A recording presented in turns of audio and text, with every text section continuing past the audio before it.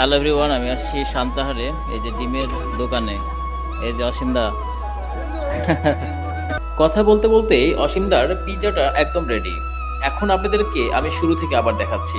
এই যে তাওয়াতে হালকা তেল দিয়ে তার উপর এখানে আটার রুটিটা দেওয়া হলো এবং তারপর সরষের তেল ছিটিয়ে উপরে কোয়েল পাখির 9টা ডিম ভেঙে দেওয়া হয়েছে এবং তার উপরে পেঁয়াজ এবং কাঁচা ঝালের কুচিগুলান এর উপর দিয়ে হালকা লবণ দিয়ে উল্টিয়ে দেওয়া হলো।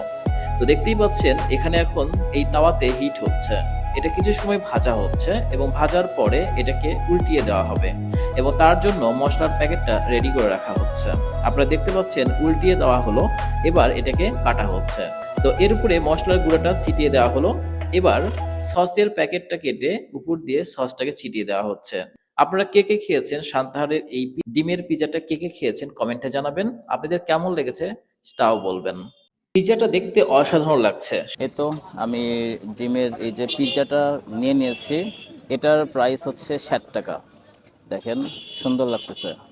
সান্তাহারের এই ডিমের আইটেমগুলো খাওয়ার জন্য দূর দূরান্ত থেকে অনেক মানুষ এখানে ভিড় করে। আপনারা দেখতেই পাচ্ছেন এখানে লাইনে বসে সবাই কিন্তু খাচ্ছে। ভিডিওটি কেমন লাগছে কমেন্টে জানাবেন। আমাকে ফলো দিয়ে সঙ্গে থাকবেন। পরবর্তী ভিডিওতে দেখা হচ্ছে। Tata, bye bye.